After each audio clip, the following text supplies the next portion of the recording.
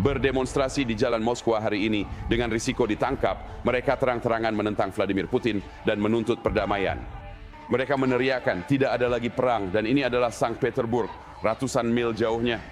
Seperti yang diharapkan dan sesuai dengan pola sejarah, polisi anti huru-hara di sini menindak para pengunjuk rasa perang dan menyeret para demonstran dengan borgol. Itu terjadi di awal perang, tapi sepertinya orang Rusia kembali melakukan protes, dan kali ini mereka memprotes karena alasan yang sangat berbeda. Putin sedang belajar pelajaran yang dialami setiap diktator gagal. Dia bisa membungkam pers, tapi dia tidak bisa membungkam perut yang kosong. Saat rakyat Rusia memprotes ekonomi yang gagal dan tagihan pajak yang semakin tinggi, Putin menjadi sangat kejam, mematikan internet di kota-kota besar karena dia takut kebenaran akan menyebar. Namun rencana itu malah berbalik. Saat Putin mendorong narasi keamanan, rakyat Rusia mulai melihat fakta sebenarnya. Internet hanya diblokir untuk aplikasi asing, sedangkan aplikasi yang disetujui negara seperti milik Mark tetap berjalan. Kemarahan ini telah berubah menjadi pemberontakan. Orang-orang Rusia turun ke jalan untuk memprotes kenaikan pajak, memaksa pemerintah Putin melarang protes dengan dalih yang tidak masuk akal, yaitu merayakan Natal. Ini masih bulan November. Biaya politik dari perang akhirnya menjadi terlalu tinggi untuk dikendalikan oleh Putin. Pemadaman internet baru-baru ini dianggap berlebihan, bahkan oleh orang Rusia. Lihat ini. Perekam ini. Operator sialan Megaphone Beeline MTS. Kamu ambil uang? Untuk internet seluler. Dan kamu? Katakan kamu menyediakan internet seluler. Katakan kita internet seluler. Bukan kami yang memperlambat. Itu. Jadi, kenapa saya tidak mendapatkan layanan yang saya bayar? Saya tidak peduli siapa yang memperlambatnya. Kalau begitu kurangi Biayanya.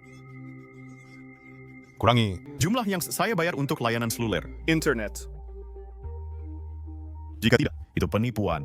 Bagian 159 grup. Elite. Bagian 4. Kena kalian bajingan, kena daftar grup bagian 4. Kena bled. Sekarang, Putin mengklaim bahwa pemadaman internet ini berkaitan dengan pasukan keamanan yang percaya bahwa ini adalah satu-satunya cara untuk menghentikan drone Ukraina. Orang Rusia mulai menyadari celah dalam logika Putin. Itu karena jika ini benar-benar soal drone, Putin tidak akan mematikan internet. Di wilayah timur negara itu, di mana drone Ukraina jarang sekali datang, seolah itu saja belum cukup memalukan. Melihat apa yang tidak dimatikan Putin menunjukkan tujuan sebenarnya yang ingin ia capai. Aplikasi media sosial asing seperti Instagram, Twitter, dan Facebook sudah dilarang di dalam negeri. Kini, otoritas juga menindak WhatsApp dan Telegram, dua aplikasi komunikasi populer di Rusia. Putin tidak menginginkan orang Rusia memakai aplikasi yang tak bisa dia kendalikan. Itulah sebabnya dia terus menutup semua aplikasi ini. Aplikasi pemerintah seperti Max dan situs berita pemerintah serta surat kabar favorit Putin sama sekali tidak diblokir di internet. Jadi, orang Rusia bisa berbicara di aplikasi yang disetujui Kremlin. Jika ingin membaca, mereka bisa mengakses berita dari sumber yang disetujui Kremlin. Dan jika mereka ingin menjelajah internet, mereka bisa menjelajah internet tertutup milik Kremlin. Sekarang muncul pertanyaan, mengapa Putin melakukan ini dan kenapa sekarang? Jawabannya adalah uang. Pemerintah kehabisan uang dan Putin tidak punya pilihan lain selain mengandalkan rakyatnya sendiri. Karena itu, Parlemen Rusia baru saja menyetujui kenaikan pajak terbesar dan memangkas layanan sosial yang menopang banyak warga miskin Rusia. Saya tahu Putin mengaku suka sejarah, tapi sebaiknya dia baca buku soal revolusi Amerika. Kenaikan pajak biasanya ide buruk. Saat ini, situasi di Rusia sedang memanas. Kerusuhan di Norilsk. Warga Rusia memprotes kenaikan pajak dan korupsi. Menjelang aksi, penyelenggara ditahan tepat di depan pintu masuk rumahnya. Aksi serupa direncanakan akan digelar di Vladivostok. Namun pihak berwenang setempat menolak izin dengan dalih merayakan Natal. Sekarang, kita akan membahas alasan beberapa aksi ini dibatalkan secara paksa. Sebelum membahas itu, berikut pesan dari salah satu pengunjuk rasa. Silakan simak.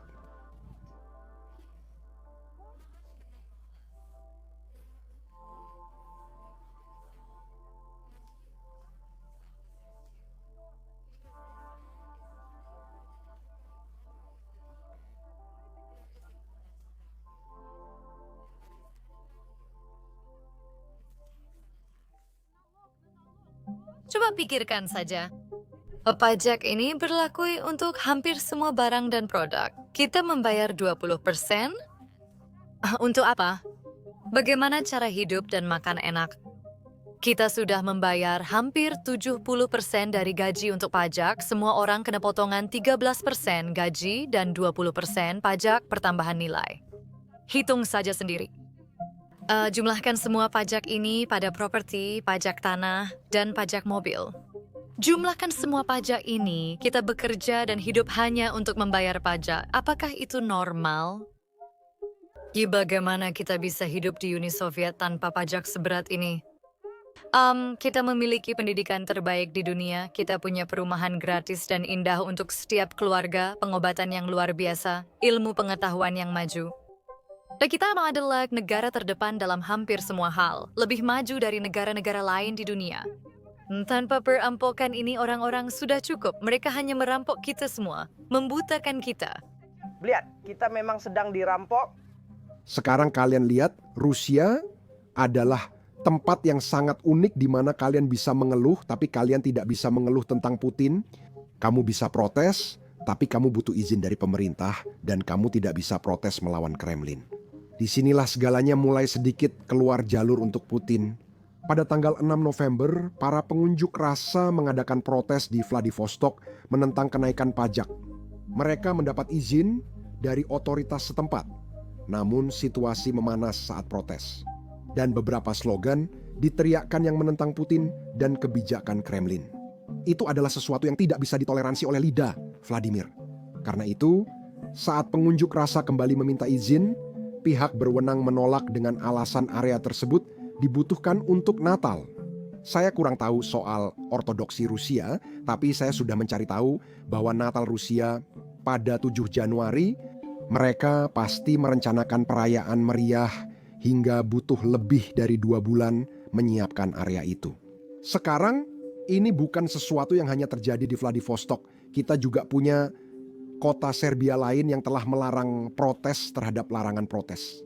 Kadang saya merasa seperti membaca The Onion, tapi ini kenyataan. Orang Rusia sedang mengalaminya dan situasinya makin memburuk tiap hari. Bahkan, di beberapa wilayah, para pemberi kerja sekarang benar-benar bekerja sama dengan militer untuk pada dasarnya memaksa orang bekerja tanpa dibayar. Yang secara teknis, menurut saya itu adalah pajak, tapi Putin tidak menyebutnya sebagai pajak.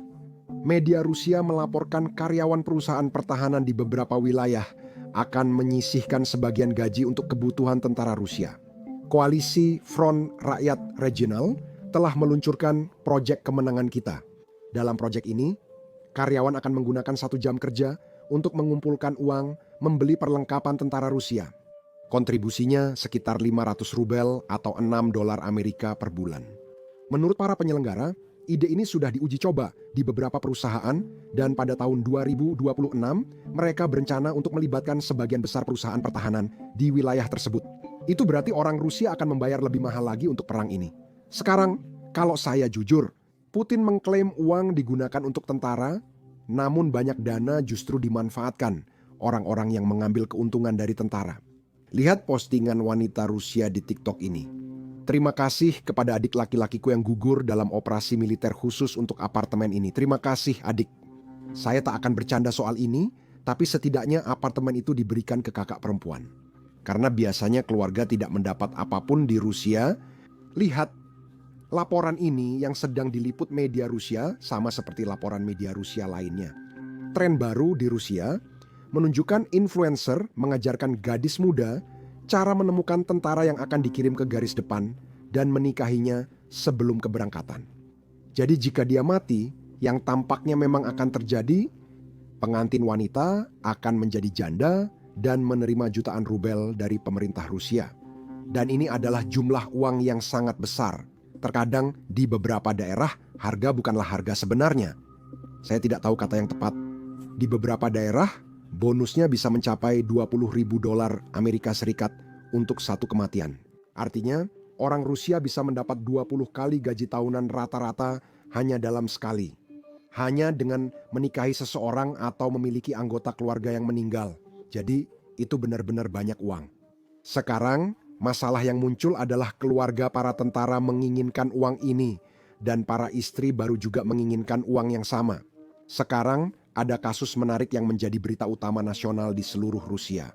Ada seorang tentara yang usianya sekitar 40 tahun dan begitu dia mendaftar, dia langsung menikah dengan seseorang keesokan harinya. Masalahnya, ia belum memberitahu keluarganya soal istri barunya. Selain itu, istri barunya belum pernah datang ke rumah atau bertemu siapapun. Bahkan, dia tetap tinggal bersama mantan suaminya dan anak-anak mereka seolah-olah tidak ada yang berubah. Sekarang, masalahnya sebenarnya mulai ketika prajurit itu benar-benar tewas di medan perang. Uang kompensasinya sekitar $180.000 dan saudari dari keluarga aslinya mengklaim uang itu, tapi istri barunya juga mengklaim bonus yang sama. Sekarang kamu bisa lihat bagaimana ini berubah menjadi seperti episode nyata dari hukum dan ketertiban di dalam Rusia. Saat itulah media Rusia mulai menyelidiki seberapa umum situasi seperti ini dan apa yang mereka temukan sangat mengejutkan bahkan bagi warga Rusia. Ternyata ini adalah taktik yang sangat umum yang dicoba oleh banyak wanita muda di Rusia. Bahkan ada grup media sosial yang dinamai atau kencan dengan tanda pangkat yang ternyata merupakan istilah halus untuk seseorang yang memakai seragam. Dan bahkan kelompok kriminal pun ikut terlibat dalam hal ini. Salah satu geng yang beroperasi di daerah terpencil di Rusia akan mencari pria lajang, meyakinkan mereka untuk mendaftar wajib militer, lalu mengatur pernikahan palsu. Keesokan harinya, mereka juga akan mengambil alih keuangan para tentara. Artinya, mereka tidak hanya akan mendapatkan keuntungan dari pembayaran jika tentara tersebut terluka atau tewas.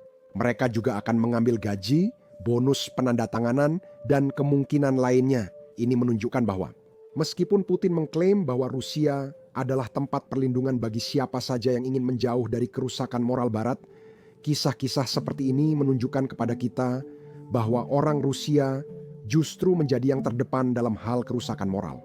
Dan bagian yang menyedihkan dari semua ini adalah tidak ada yang benar-benar peduli bahwa para tentara sedang mati di garis depan. Tentu saja, kecuali para ibu dari tentara-tentara itu. Lihatlah cuplikan terakhir ini yang benar-benar menyedihkan. Anak saya disiksa, dipukuli, dipotong dengan pisau, disiram air mendidih, dan dicekik dengan tali. Kaum janda dengan tali yang sama, mereka menyeret tubuhnya ke tempat sampah. Pada Februari 2025, 2 peserta SMO membunuh 22 dari Lermontov. Namun mereka akan diadili atas tuduhan menyebabkan luka berat yang berujung kematian karena kelalaian. Ibu Vadim, Natalia, merekam permohonan kepada Bastrikin. Setelah itu, peranan tentara SMO akhirnya didakwa dengan pembunuhan. Setengah tahun telah berlalu, namun para pelaku masih belum dihukum. Natalia Vaschenko kembali mengajukan permohonan kepada Kepala Komite Investigasi. Penyelidikan ini jelas-jelas sedang ditunda. Mohon Alexander Ivanovich untuk kembali memberi perhatian khusus pada perkembangan kasus pidana ini. Penjahat itu punya catatan kriminal, termasuk pembunuhan. Setelah menandatangani kontrak, mereka pergi ke SMO. Mereka berbalik sebenarnya pahlawan beli tanayai. Dari saya terumi begado saya. Namun bahkan jika kasusnya dibawa ke pengadilan, para penjahat yang membunuh Vadim Vaschenko bisa saja kembali ke garis depan alih-alih dihukum. Kisah-kisah seperti ini jarang diliput media arus utama. Itulah alasan kami membuat saluran ini. Jadi, jika Anda tertarik untuk mengikuti semua video kami di masa depan, pastikan untuk menekan tombol suka dan berlangganan di bawah ini. Itu sangat membantu algoritma kami tanpa biaya, hanya butuh beberapa detik waktu Anda. Saya Sam, sampai jumpa di video berikutnya.